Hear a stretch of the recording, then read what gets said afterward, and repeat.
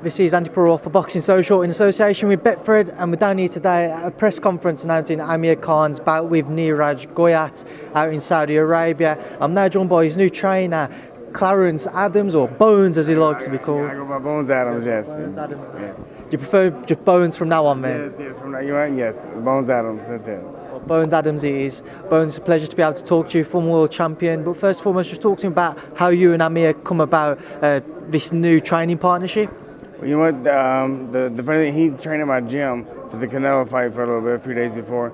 So when we first got to meet, but then Alex and Ruiz and I have been friends for over 20 years. And since he's bringing Alex on again, he decided to bring me on as well. So how soon after his last bout against Terence Crawford did Amir reach out to you and say, let's have a workout, let's see how things could progress and move things forwards? I think it was like 2 or 3 weeks ago, and I was just very excited and happy because, like I said, I was not a trainer. I wouldn't train anybody. And then I was watching him in my gym, and there's a lot of things I would be doing differently than to prepare for the Canelo fight. And my friend Sis Duran, he was like, "You should be a trainer." I was like, "No way!" Next thing you know, I started training that shortly after that. So, in these early stages of what you've seen in the preparation for Canelo fight, and since then since he's joined up with you, what have you seen in Amir that makes you think he can still compete at world level? Well, you know what? I know as a fighter as well, you need to change your style, fight differently, and things. You know, because some things they slow down, and some things speed up. You know what I mean? So. We just gotta balance that out. Right now, he's still fighting like he was 19, and we gotta change that. We will obviously come on to the Goyat fight in a bit, but when you've watched back the Canelo and the most recent fight against Terence Crawford, what have you seen in terms of the mistakes that he's made? My main thing with him since the beginning, since I first saw him, is his feet. Let's just put it this way: he's going 100 miles an hour and he's do 50. You know what I'm saying? He's going 100 miles an hour. What happens with 100 miles an hour? You can't see nothing. So when you slow down the pace of the 50 miles an hour, you start to see things. And I think that's what we need to do.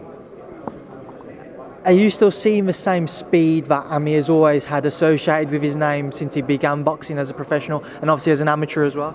You know what? Close to it with his hands, yes. His feet, no. And I think that's the process. Now we got to even them out. So that's what I plan on working with him. So what's Amir's ambition as far as you're aware with boxing? Is he still want to go and have another big fight on the back of a Goyat bout, or is he looking for Goyat and then maybe one more fight and then retirement? What has he spoken to you about? No, we have not spoken about that at all. We're just looking ahead at this guy, one fight at a time, like he said. Look at this fight, see how we do, and see how we compare and match up, and then we'll continue after that. So let's talk about Neeraj Goyat. A name which many may not know. What do you know about him? I know nothing about him. I know nothing about him. I've never seen him not even fight one round. What I know is this: as a trainer, and what I can do, and what Amir is, I know Amir. So I know that if he just starts doing some of the things his first fight that I want him to, no one's gonna beat him. I'm not worried about it. I'm not worried about who's in the ring. So what are your thoughts behind the concept of nations connect and trying to bring together India and Pakistan? I mean, I think that's beautiful. That's awesome. And then they did pick a good spot. Somewhere neutral. I think that's wonderful as well. So I have a brother-in-law from Lebanon. I mean, they used to go to Saudi all the time. So yeah. Obviously, going out to Saudi Arabia, we have seen some success with the World Boxing Super Series hosting the super middleweight final there last year. Are you anticipating the same type of reception as what that fight received between Callum Smith and George Groves? You know what? Just because the Indian Pakistan, it should be bigger. I'm hoping because to tell you the truth, the bigger the crowd, the better they perform. So I'm hoping it'll be a lot better. Now, on the back of Amir's defeat to Terence, do you feel that he needs to make a bit of a statement against Neeraj, especially because he'll be an overwhelming favourite for the fight? I don't think he needs to make an overwhelming statement because this thing, he has nothing to lose in this fight. So he's going to go out there and do what he can to stop Amir. So I think just Amir just get a nice win, comfortable win, not too hard, not too easy. I think be comfortable, be good. Just right.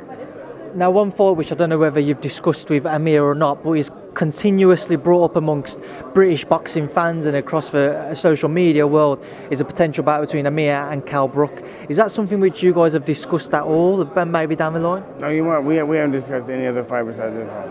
Just one fight at a time. And like I said, we haven't worked actually together. Alex and him have, and they love each other. And Alex and I love each other, and we all know our spots. So we just hopefully we mesh, and then we'll probably talk about it after this fight. Now, obviously, it would be a big shock if Neeraj was to defeat Amir. That ain't happening. It's not happening. It's not happening. It's not happening. It's not happening. That isn't happening. We'll talk about shocks anyway. Over the past weekend, yes. Anthony Joshua was defeated by Andy Ruiz Jr. What was your thoughts on that fight? You know what? That did not shock me because Andy Ruiz trained in my gym for probably 3 years or so. And I seen it, I was like, man, I used to watch it. I was, look at this dope boy here. But I knew he's really fast-handed, very strong, heavy-handed, and he knows how to close the distance on these guys. And and the thing is, when Joshua hurt him, he should have just kept boxing him like he was. And as soon as he closed the distance for Andy, and he had the ability to hit him with the shots. And once he got hurt really bad. When you was watching Anthony, a lot of people have turned around and said that he just didn't look himself, he didn't look right. What do you think Anthony wasn't doing on the night which made it seem like that? Well, I mean, I don't know if it's Anthony. It could be his whole team. It could be his conditioning guy. It could be his trainer. It could be both of them. Not necessarily Anthony. It was Anthony. But somebody should have been there to wake him up and get him ready for this fight. Even though it was a lesser opponent, they say he overlooked him. That was the trainer's fault and his camp's fault for letting that happen.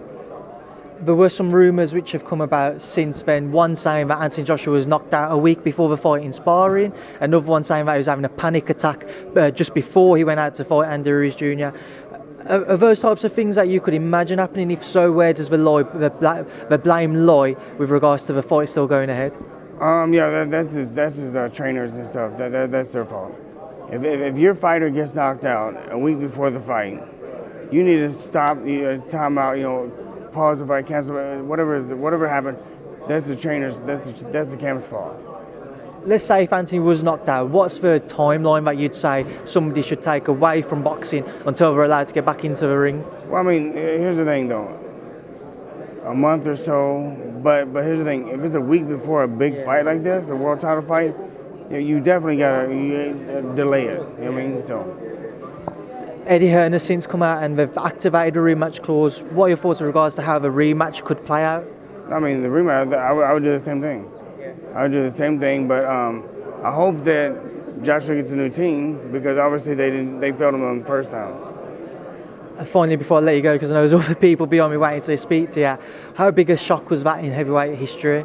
Oh man, I'll tell you, I don't think it was nowhere near as big as Mike Tyson, Buster Douglas, but it was definitely right up there to the top 2 or 3. It was right there. Well, Bones, it's been a pleasure to catch up with you. Thanks for being to Boxing Social. Thank you, brother. Thank you guys for having me, and I'd love to see you again. Cheers.